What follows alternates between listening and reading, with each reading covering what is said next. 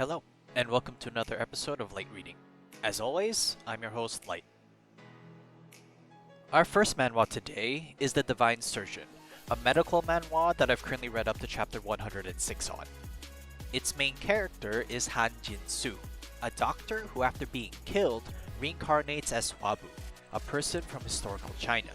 Specifically, in a period of time from a famous historical fiction novel known as The Romance of the Three Kingdoms. Here, Hwabu now finds himself in the midst of chaos as the events of the novel unfold. Will history play out the same as the famous novel? Will his actions change the course of history? Or will he find himself at the crux of death once again? The story is 8 out of 10. As a fan of The Romance of the Three Kingdoms, it's a treat being able to see another perspective within this story. Hwabu's influence on the region affecting the already established novel surprised me a little bit. The characters are 7 out of 10. Because of the Three Kingdoms setting, there are some limitations in terms of the grander scale of story and what characters could be introduced. However, seeing famous characters potentially alters Hwabu's decisions is an interesting thought. The art is 8 out of 10. There is back and forth between conflicts and saving lives, and there is some opportunity for some action and martial arts to come up. However, Hwabu's focus and the manhwa's focus is still on the medical portion. If you're a fan of the medical genre but wanted a more historical setting, or you're a fan of the Three Kingdoms era but wanted a perspective that's not one of the main factions or characters, then The Divine Surgeon would be one right up your alley. Our next manhwa to go over is The Academy's Genius Swordsman, a regression manhwa that I've currently read up to chapter 47 on. The Academy's Genius Swordsman's main character is Ronin, a soldier fighting on the front lines against humanity's threats, the Giants. Before perishing from these threats, Ronin was sent back to the past by the Grand Commander Adeshan to try and save humanity from their doom. Given this new chance, Ronin now takes steps to fix past mistakes while earnestly moves forward to prepare both himself and others for the impending future ahead. The story is 8 out of 10. Given this new chance, Ronin goes on a journey that his previous life only wished that he could do, while trying to prevent tragedies on the way. The story is simple, yet earnestly moving forward. The characters are 8 out of 10. Since this is Ronin's second life, he utilizes as much of his abilities as possible to recruit and befriend as many people, but his attitude gets the better of him sometimes. In addition, the enemies shown are also interesting in their own right. The art is 7 out of 10. The action is both grim and gory. It doesn't shy away from the realities of battle, such as lost limbs and blood alike. If you are a little bit squeamish about this kind of thing, I would recommend not picking this one up. However, there are also some downtime moments that break up the action here and there. If you're a fan of the action genre with an emphasis on preparing for humanity's greatest threat and are okay with the grim and gory nature of the art, The Academy's Genius Swordsman is right up your alley. The next manhwa to go over is Top Star's Talent Library, a modern manhwa that I've currently read up to chapter 59 on. This manhwa's main character is Sangjun, an aspiring idol that puts more work and effort than anyone else towards his goal. However, he doesn't improve fast enough for his effort to be recognized by anyone. One day, he suddenly received a book that allowed him to open up a talent library, a place that allowed him to borrow talent. With this now in hand, he is able to move towards his dream of being an idol. The story is 7 out of 10. I appreciate the effort versus talent theme that the story is portraying and the fact that they address the potential abuse of these powers from the library and the somewhat reliance that the user starts having. The characters are 6 out of 10. I would say while the characters have been introduced and there has been some development, it's still in the processing of developing all of its characters. The art is 6 out of 10.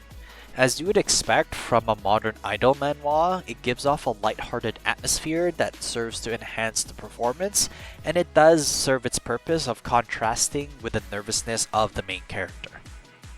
Overall, if you're a fan of the modern genre and want to focus on idols with a theme of effort versus talent, Top Star's Talent Library would be worth picking up.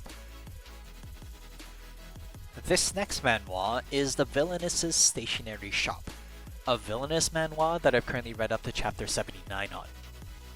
Its protagonist is a villainess by the name of Meldonique, a lady who through a series of events gets kicked out of the noble Vavaloa household. However, she's actually a reincarnated person who read the book that Meldonique was an executed villainess in. Knowing this, she instead ensures her departure from the household to then set up a stationery store for children. This, of course, ends up both benefiting and hindering her in different aspects. The story is 6 out of 10. It's quite a slow burn, as resolutions do not come quickly, however, the stories themselves are quite pleasing.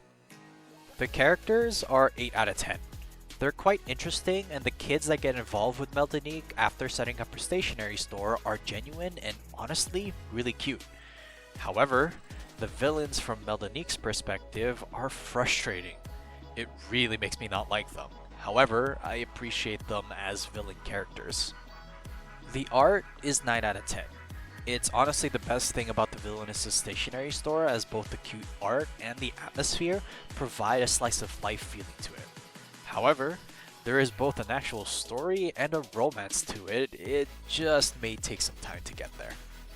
If you're a fan of the villainous genre with a main character that wants to create good memories for children and a story that takes a while to unravel, with some slight romance on the side so far, the Villainous' Stationery Shop is one for you. Our last manhwa for today is of the action variety, and that is the Indomitable Martial King, a regression manhwa that I've currently read up to chapter 29 on.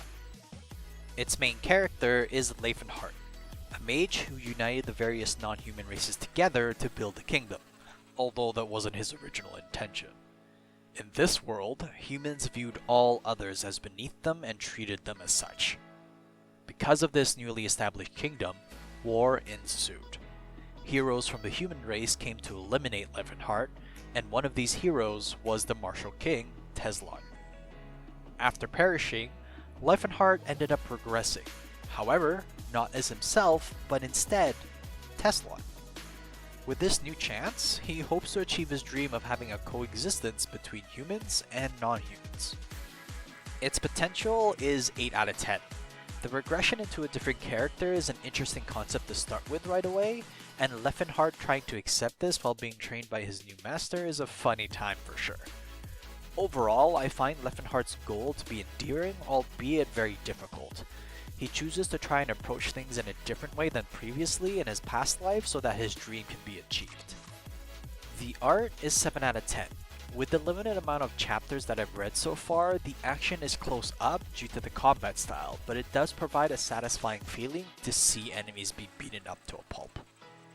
I will be keeping my eye on the Indomitable Martial King with its unique concept of regressing as your enemy, and it brings up the curiosity on the outcome of Leifenhart's dream. So if you're a fan of the action genre with a main character that ends up progressing as another character, specifically his enemy, the Indomitable Martial King is one to keep on the radar. Thanks so much for watching. Please like and subscribe if you enjoy the content, as it really does help out the channel a lot. Write in the comment section down below what manhwa and manga you've been reading, and I might just take a look. Until next time though, have a good read.